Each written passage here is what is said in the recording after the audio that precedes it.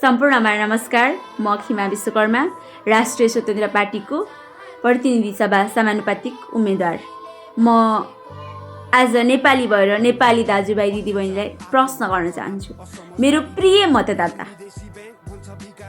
लगायत सम्पूर्ण नेपाली जन, मन र धन भएको नेपाली, म हजुरहरूलाई प्रश्न गर्न चाहन्छु। के दोष थियो ती अमर शहीद जेनजीहरूको? आफ्नै देशमा सुनौलो भविष्य र सुरक्षित भविष्य खोज्नु या फिर कुशासन भ्रष्टाचारको विरोध आवाज उठाउनु? केमा दोष थियो? सन्तानको उज्जवल भविष्यका लागि तपाईँ दिन रात अहो मेहनत गरेर, पसिना बगाएर, आफैलाई बन्दकी राखेर, आफ्नो देशमा भविष्य नदेखेर सन्तानलाई बिरानो परदेशमा पठाउनुहुन्छ। के को लागि? कमसे कम ऊ वहाँ जिउँदो रहन्छ, उसको वहाँ भविष्य सुरक्षित छ, ऊ सुरक्षित ठाउँमा जाँदैछ भनेर, होइन त? आज एउटा प्रश्न मैले तपाईहरूलाई गर्न चाहे, आफ्नो मनमा उठेको छ कि नै? कहिले तपाईले त्याग गरेर दिएको त्यो अमूल्य मतले साँच्चीकै न्याय पायो त? पायो कि नै? पायो त? यदि पायो भनेपछि के साँच्चीकै हजुरको छोरा छोरी चाहिँ यो देशमा सुरक्षित भविष्य देखेर साँच्चीकै सुरक्षित भएर बस्न सक्ने वातावरण मिल्यो त? मिलेन भनेपछि अझै पनि हजुरहरूले त्यस्तै सरकार बनाउने नेतृत्वलाई चाहिँ हामीले अझै पनि सरकारमा पुगाउने त? यो प्रश्न मैले फेरि पनि गरेँ। अर्को भनेको के छ भनेपछि देशमा भ्रष्टाचार, कुशासन, विकृति, विसङ्गतिले साँच्चीकै चरम सीमा नागिसक्यो। त्यसको दोष तपाईले विजय गराएर पठाएको नेतृत्वको मात्रै हो त? तपाईँ हाम्रो गलत डिसिजनले गलत ठाउँमा मत दिएको कारणले पुगेको होइन त ऊ मान्छे त्यहाँ? त्यो गल्ती फेरि पनि अझै गर्ने छुट छ त हामीलाई? हामीलाई मार्ने, हाम्रो आवाज दबाउन खोज्ने, भ्रष्टाचारमा देशलाई फसाएर देशलाई खोक्रो बनाएर देशलाई चाहिँ थोत्रो बनाइसक्ने नेतृत्वलाई फेरि पनि अझै तपाईँ हाम्रो भोट दिएर जिताएर फेरि त्यो सत्तामा पुगाउने त? पुगाउने त? गोलीले आवाज दबाउन खोज्ने तर मतले व्यवस्था परिवर्तन गर्न सकिन्छ, भ्रष्टाचारको होइन जवाबदेही र इमान्दार नेतृत्व गर्नेछौँ भनेर कुनै पार्टी आउँदैछ भनेपछि त्यसलाई समर्थन नगर्ने त? अझै पनि गर्दै नगर्ने हो त? हामीलाई सुन्ने, हामीलाई जोगाउने, हामीलाई सम्मान गर्ने नेतृत्वलाई भोट दिने होइन त? अझै पनि हामी म जस्तो कलिलो युवा अझै गोली खाएर ड्याम्म ढल्नु पर्ने हो त त्यो बानेश्वरको अगाडि, त्यो संसद भवन अगाडि? कि अझै पनि त्यो व्यवस्था परिवर्तन गर्ने तपाईँ हामीमा साँच्चीकै क्षमता नै छैन त?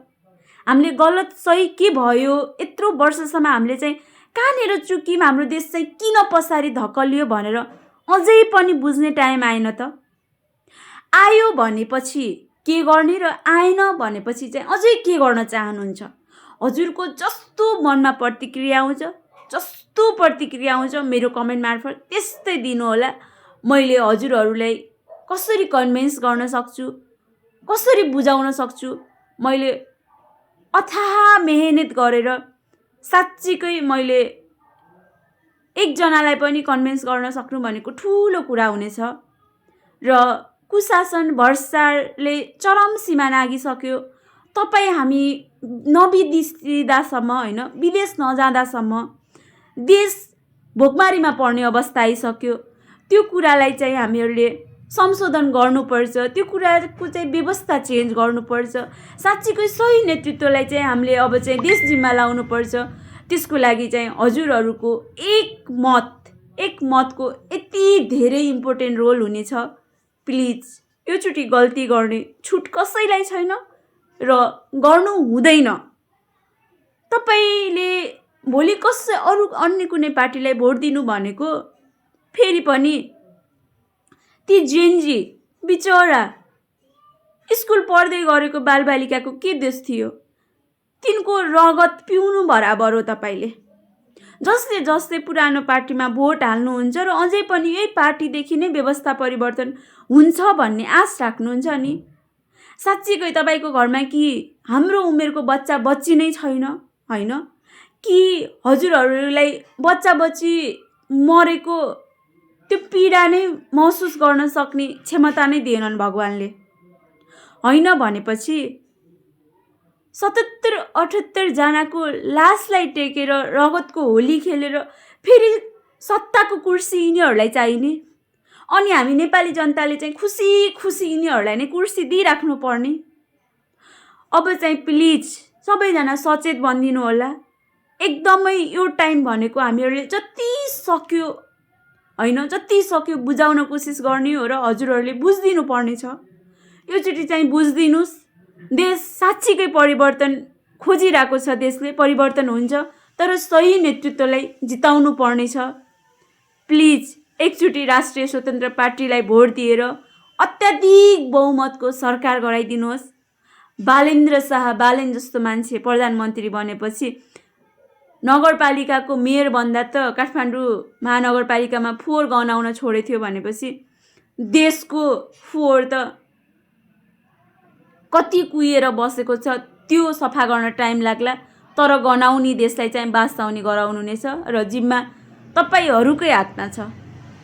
भगवानले यो टाइममा हामीलाई सुनको कचौरा दिनुभएको छ। त्यो सुनको कचौरामा चामल भरेर दुध राखेर हामीहरूले मजाले पकाएर खिर खाने कि बालुवा राखेर बालुवा जलाएर त्यो बालुवालाई छर्किने तपाईँहरूको हातमा जिम्मा छ।